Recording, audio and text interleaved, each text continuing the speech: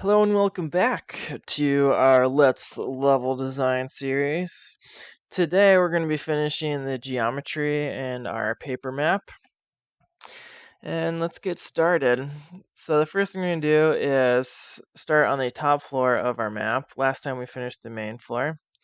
And just a reminder to scroll in and out, you hold down Alt and then you use the mouse scroll wheel to zoom in and out. And as you can see, I messed up right that second because I forgot I had red selected in my palette. In order to quick swap between your two paletted colors, you can push X. In order to change those, all you need to do is have whichever palette block do you want selected. So like right now I have black. You can click on the color swatches in the top right, or you can hold down Alt and then click on a color that's already on your canvas and it'll save it into that palette. And also a reminder, quick swap to the brush is just the B key. And a quick swap to the paint bucket fill is G.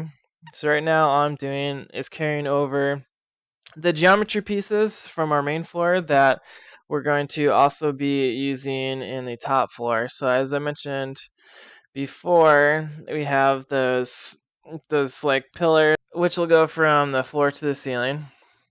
And then if you make a mistake, Ctrl Z. And I'm just trying to compare the top floor to the main floor. In order to hide and unhide things or layers, you can just click the eyeball on the right. And then if you remember last time, we created a custom brush, and I'm just using that again to make our horizontal staircases easier.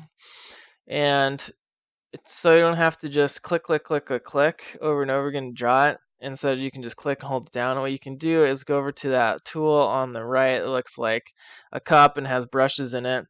And you can edit some of those settings to change your brush, and that's kind of a more advanced thing. All I do here is spread out the spacing, so it's like if I held down the left mouse click and just dragged, it's the space between where it draws that set brush. There's more tools in there you can mess around with to make a lot cooler brushes and little effects if you want to be an actual artist. And then I clean up some of our pillars and stuff that were left over from last time by erasing some of these. And by default, the quick swap key to the eraser tool is E. You can also change it between a pencil erase and a brush erase, depending on how you want to erase things. Again, the pencil tool is more square and has square edges, whereas the brush tool is rounded.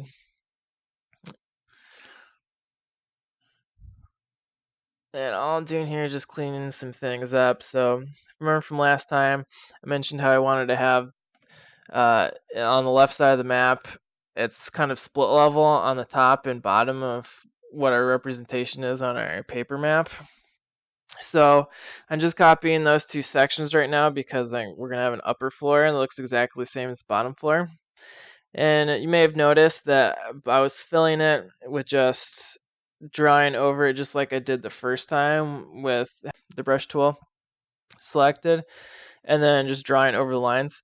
A faster way to select a selection, like we already have our outside wall, is to push W, which switches to the wand tool, the magic wand tool, which will auto select everything related to what you click on.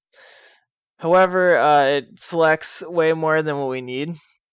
So you can click L, and that goes to the polygonal lasso tool, which allows you, which is like the Marquee selection tool, except you can click anchor points with the left mouse click.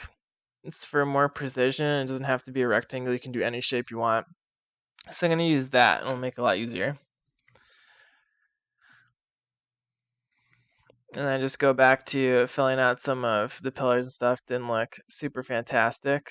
So I just want to make it look nicer here.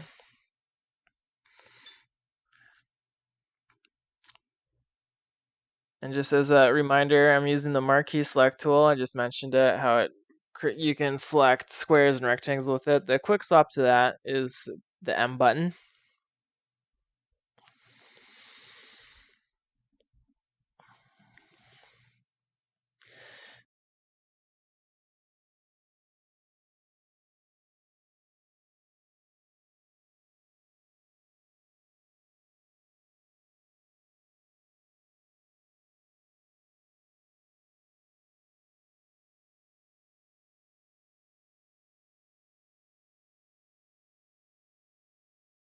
So I switched back to the brush tool, our custom one for our staircase.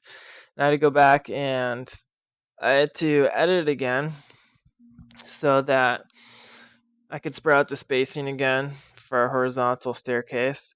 It would have been nicer if I had created a vertical staircase brush as well, but it's okay because I can just take the time to draw each individual one in.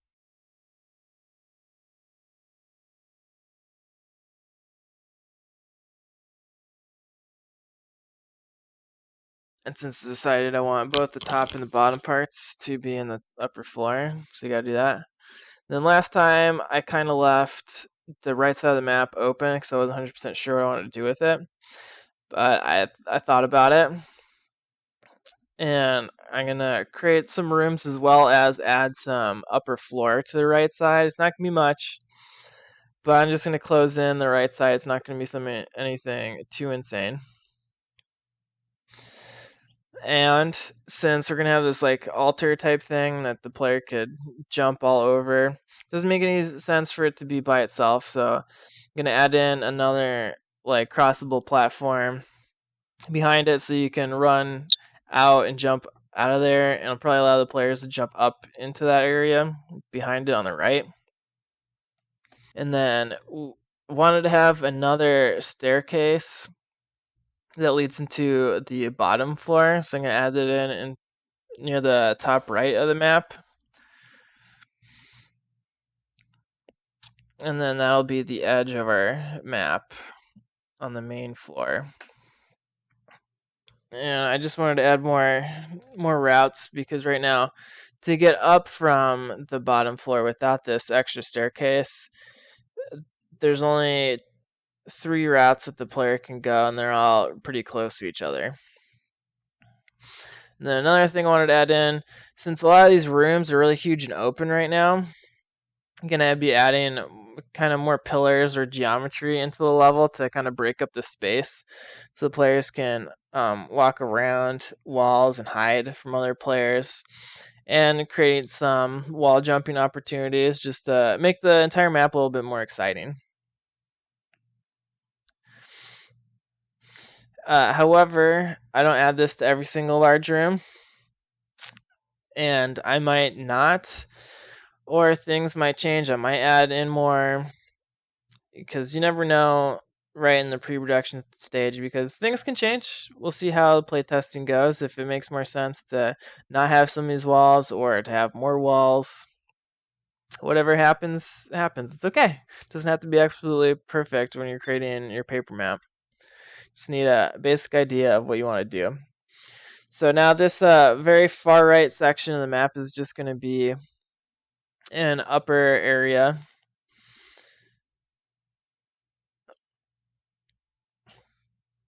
So all these staircases are going to lead up from the main floor or down from the top floor. And then I just wanted to make sure all of these pillars are in line with each other, which is why I'm drawing across and then undoing it, just to make sure that everything's lined up right. For the most part, I can eyeball it pretty well. So it's totally okay if you needed to use that technique or whatever you want, because it's your paper map. And just adding in these staircases, the finishing touches for them. And the ones in the end, there's not going to be a solid wall right there. It's going to be like a ledge at the top, which you can jump down into the staircases. And the thing that was really bothering me about the paper map was that in the middle of the map, on the top and bottom of our paper map, there's these 2 ginormous rooms with nothing in them right now. And we could fill it in with static meshes and stuff, but we can do a lot of interesting things with geometry in Unreal. So I'm going to add in some of these geometric pieces, or what will become geometric pieces once we actually get into the editor. Just break up the room, add some cover. I add some more, just generic, some thin walls into this, so it's not just like some gigantic block. And I use the lasso tool to select it, and then I'm going to copy and paste it into a new layer. so I can bring it to the top, because this is a symmetrical area of our map. Since if this was a real building, it wouldn't make sense for the mirror image or symmetrical rooms with each other to not be the same. So in order to copy paste it, you just do Control C or Control X to cut it, and then Control V is to paste, and it pastes it into a new layer. In order to rotate it, like I'm doing, you hit Control T, which opens up the transform tools. You can just rotate it. However, there's some more advanced transformation tools up in the edit menu in the top toolbar in Photoshop, which I use to flip it, I think vertically is what I end up doing. And it's just like a mirror image. So it just flips it. So it'll look nice. It makes it a lot easier in order to do rotations.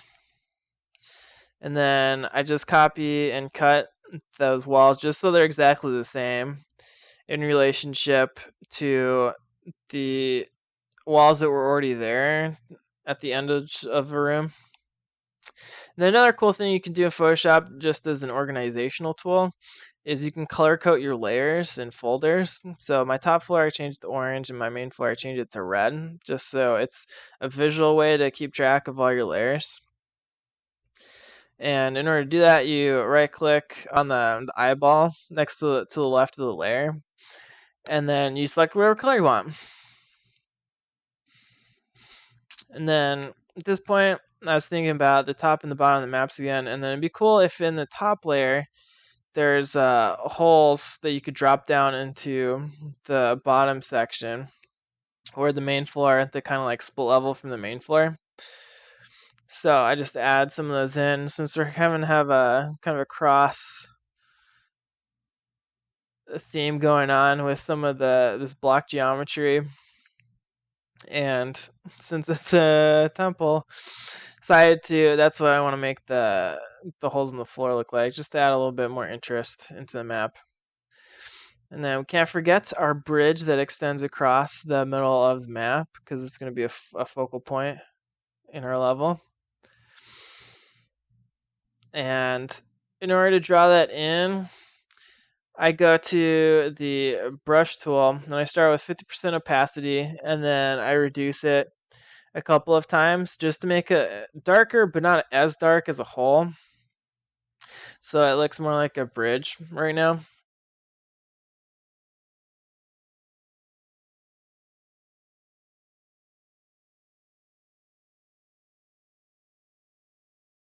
Then I'm adding in some little block geometry, because I'm going to have kind of archway blocks going over that extend up to the ceiling. So it's going to provide cover if you're running across this bridgeway. But I didn't fill them in all the way over the top, because that would kind of signify or give the illusion like the player couldn't pass through there, which they're just going to be archways. I guess I could have put in some brush into that. However, I already used that for the bridge across. So that's just what I decided to go with for now. And then since I named the other folders top floor and main floor, or the third folder is going to be the bottom floor, just to stay with the theme of the overall map they've created so far. And this is going to be kind of our basement. And I decided that I didn't want the map to extend to the left any more than these two drop-down holes from the top and the bottom of the main floor. So I'm just blocking out some rooms now down in the basement.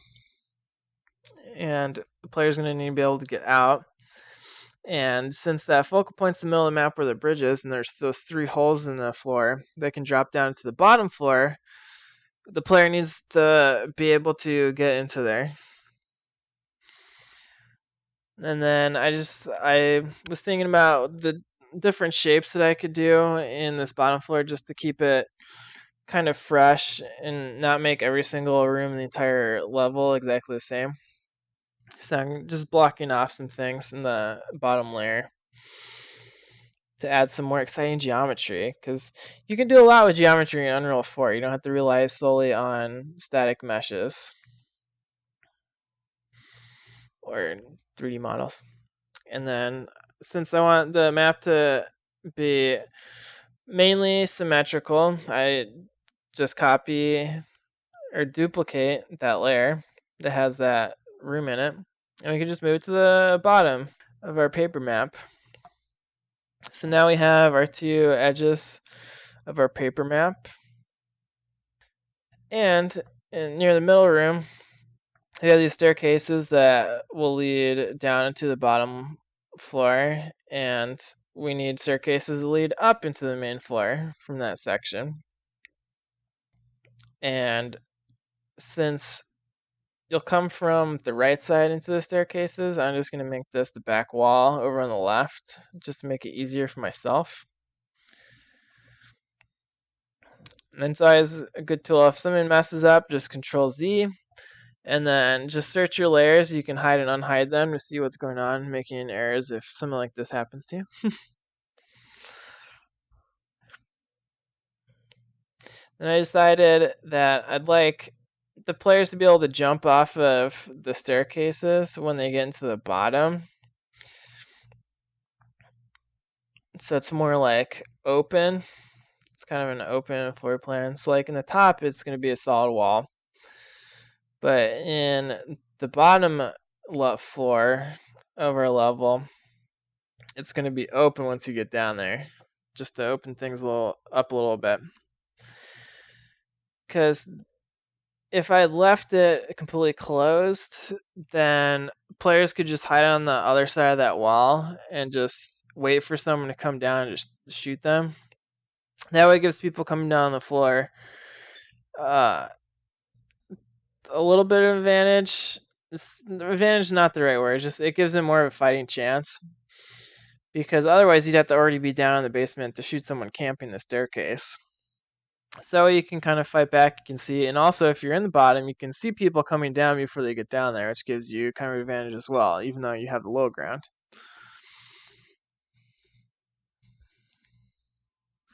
So again, just doing some more cleanup, and then using the staircases that go down to the bottom floor from the main floor, we have to make staircases that go up to the main floor.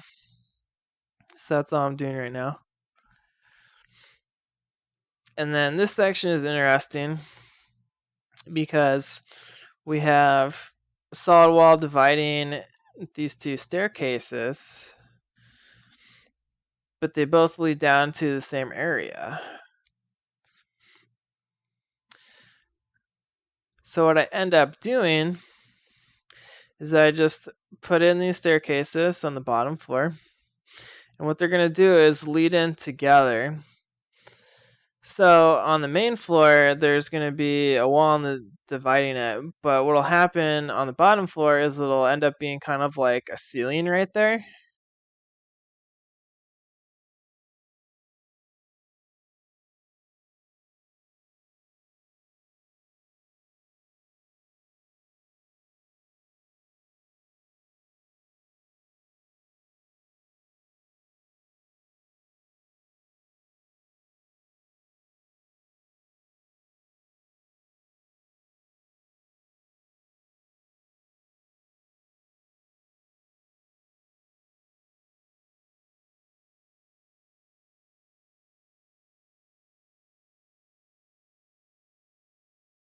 So again, I'm just drawing in all the staircases that need to be drawn in to make sense for the bottom floor. And now, this additional staircase that I added into the main floor today, when it comes down to the bottom floor, since it's the edge of the map on the main floor, it's not going to be the edge on the bottom floor just because of the way I had it facing. And so it'll wrap around, because a lot of these staircases that I've created so far, they open up or they go down into a section of the bottom map that's like right in the action. It's in a big room. Like, imagine you could shoot each other. The top right staircase, though, the intended design for it is to be kind of an escape route. So it has the most type of cover, and it's kind of the farthest away from the focal point of our level. So it's just kind of there for transportation mostly. Probably won't get traversed as much as some of these other sections of the map. And then again, we have a bunch of big empty space down in the bottom level. So I just start creating some of this interesting geometry and just putting it in to break up all the space and provide some quote unquote natural cover for players.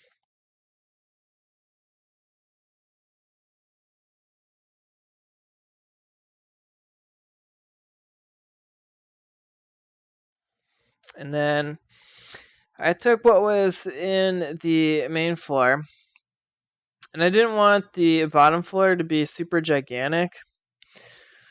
So I started with blocking off some of the geometry that's in the main floor and putting it into the bottom floor just to make some more walls. So this middle room's not as huge as it may appear.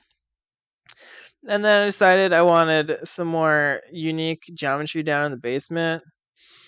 So we don't have these like straight or squared off walls. So I'm creating some octagonal type shapes. In order to do that, use the pen tool, which is the quick swap to the pen tool is P.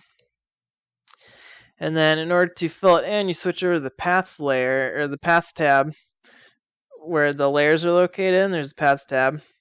And then I would switch back to your brush tool by pushing B and then filling it in, because if you keep the pen tool selected and you fill it in, the line's gonna look super jagged looking and messed up. So that's why I'd switch back to the brush tool, because the brush has a round tip and it looks nicer.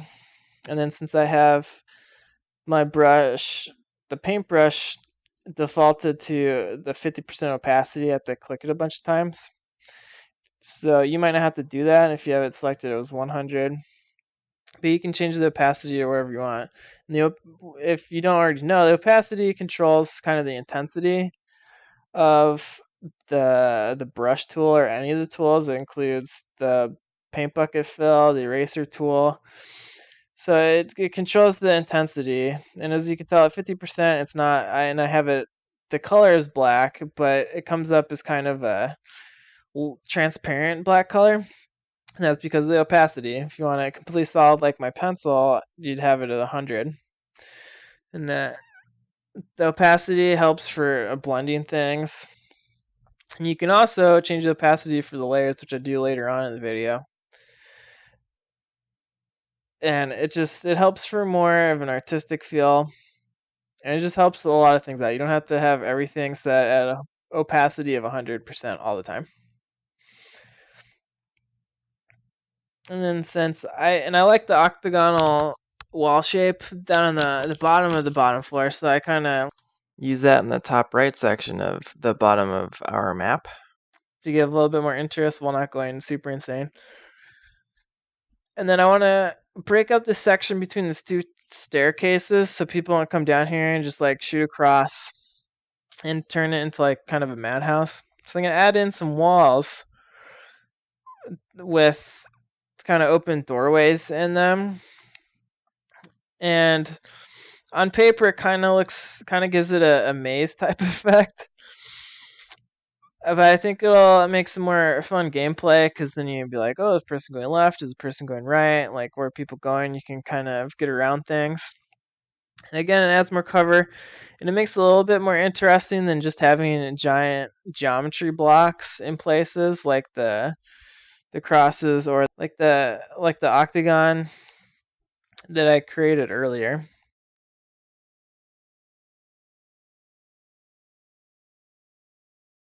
However, I'm having some issues creating exactly what I want it to look like. And this will end up looking better in the editor. But I'm just trying to make the scale right for this and the sizes,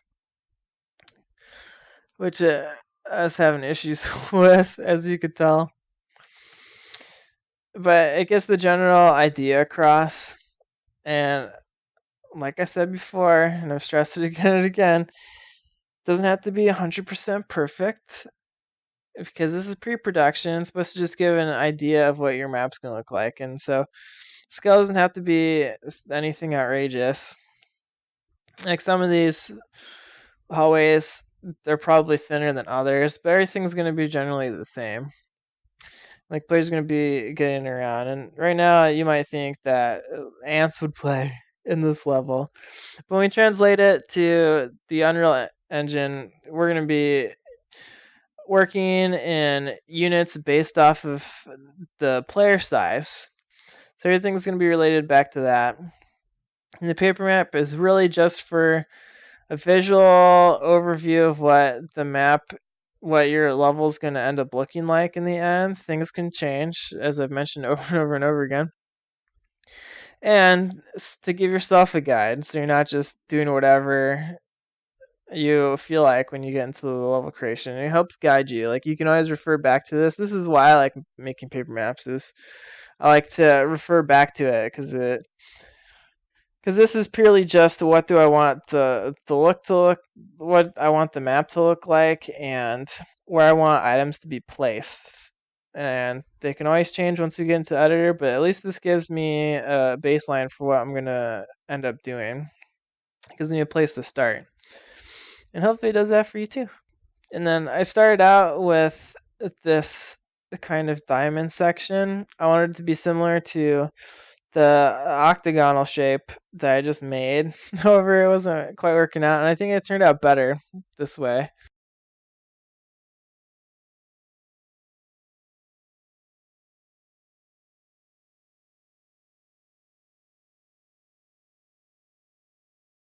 And I just add some more walls in there so you can like move around. And then I felt like they were too close together, so I moved the octagonal shape away. Which the quick swap to the move tool is V. Makes things very helpful. And remember, if you don't have your lines blocked in, like touching, and you try to use the paint fill bucket, it's gonna dump paint on your entire canvas. So make sure all your lines are connected. And then since I made kind of the more interesting wall block and at the top right, I decided to use it in that like far right bottom section as well.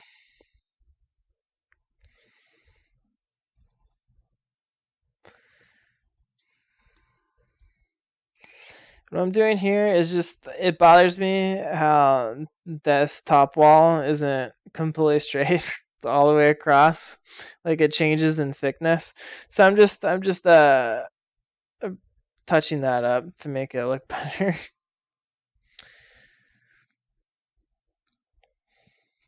And then I went back to the main floor to check out how everything was lining up. And as you could tell, those octagonal wall segments, they were blocking the hole in the floor in the main level, so I moved it over a little bit. And then I decided I also want like some kind of, I don't know, altar almost that the player drops down onto from the main floor. And I might even make it condensed in, like it'd just be kind of like ramps or something coming off the edges of it, so it doesn't hinder player flow a whole lot. But I want something there just to kind of engage players to make that section a little more interesting, as opposed to just dropping down and having a flat floor in a big open space. So I'm going to add that in there too. And then I like the idea of the basement or the bottom floor having more thick geometry or geometric blocked walls, because it is a bottom floor and it can represent like support structures down there that hold up the main floor and the top floor. So I'm going to add some more of that in there just to vary the gameplay up, because you can see right now there's some open spaces and there's some kind of tight spaces and there's windy spaces. So everything will work together in the map, but it'll vary the map up enough to keep, or the goal is to keep player interest more than if everything in the entire map looked exactly the same, or it was like a big circle or something. Just adds enough variation in that it's exciting without it being too crazy or hindering gameplay. So you always find that balance when you're designing anything. It's all about balance. And then we're at the point now that everything's pretty much finished. So I'm merging all of our layers together by highlighting them, highlighting the layers I want merged together, and then right-clicking on one of the layers that's highlighted, and then you select Merge Layers.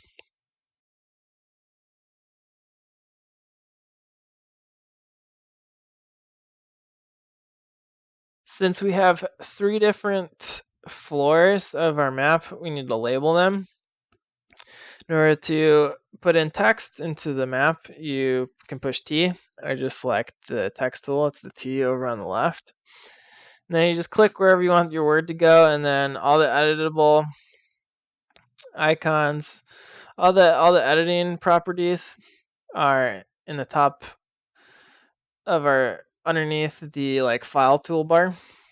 You can change the color of your text. You can change some of how it looks. Like you can do italics and things, or bold, stuff like that. But we're not gonna need to do that because we just need a label.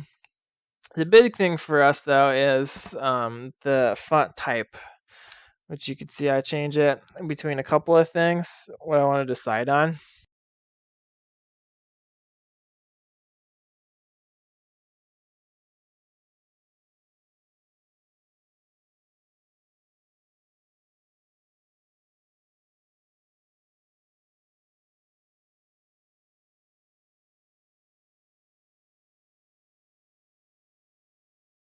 And I forgot to switch the far right upper section to the top floor, so I need to cut and then paste that into the top floor, which is a real simple thing to do.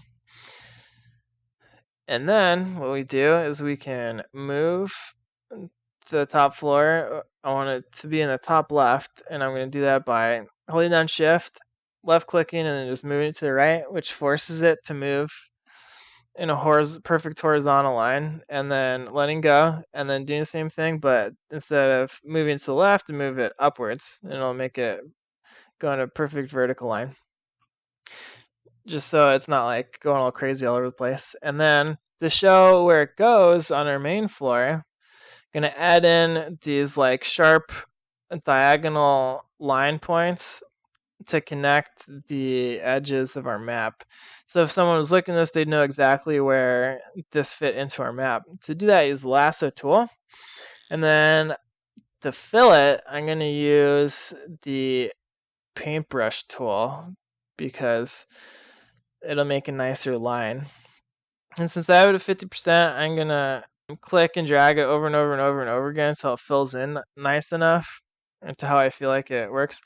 And since I started on our top floor having kind of a thick corner and then bring it to a point on our main floor, it's not going to obstruct things as much as it could. So that's a pro tip. And then I mentioned earlier the opacity of things. What I do here is that I copy or duplicate and move the main floor so it lines up with the top floor, and then change that layer's opacity to 20%. And since we labeled the main floor, got to label the top floor. And what I was doing was making the color coordinate with the color I chose for our layers. However, the orange doesn't show up that nicely on our textured background, so I had to add text effects. In order to do that, you double click on the text layer over on the right, and it opens up a whole bunch of different lists. I added bevel and emboss, stroke, inner shadow, and drop shadow. Those always look really nicely. I use those a lot. And then since I did that to the top floor text, I got to do it to the main floor text. Make everything consistency is key. And then I also switched the order of our layers. Like the main floor is now the very topmost, because whatever layer's the topmost in that list is going to be on top of the other layers that come below it. So now, because before the line that I drew connecting the corners was on top of our main floor text and it looked bad, moving that makes it so that main floor text and that all those layers are on top of that line. So now it's not in the way anymore. And then we come down here, we do the exact same process for filling in our bottom floor. Use the lasso tool to create the sharp line edges, and then you also duplicate the main floor, line them all up, change the opacity to 20% for the main floor, so you can still see it, but it's out of the way essentially, because you're gonna have to add in some other things into here. So it's just so you can kind of see how it lines up all together, but it's out of the way. And technically I could have left it, but since I have these 3 different floors and there's a lot going on with the geometry, I decided to just section this off, and there are 3 different parts so it looks better. Because they look kind of super mashed up and weird. If I had left them all on top of each other, it'd be hard to distinguish between the 3. Which you could tell earlier on in the video when I was drawing all over the main floor to make sure the top and the bottom floor is lined up. And then the bottom line that connects the bottom floor to the main floor, I felt like it was too dark and thick because it was going over some of the geometry and like going through the room. Someone might not understand that that's not an actual wall in that room. So I switched to the eraser tool, changed the opacity down to something lighter, and then erase it that way until it's to an opacity I like. And then we just add in the text for our bottom layer, and we're done with all of the geometry for our paper map. Next time we're going to be adding in our key, which will include all of our player spawns and replacing all the items. And that'll finish up our paper map. Hope you guys found this helpful. If you have any questions, leave a comment in the comment section down below. I'll see you next time. Bye.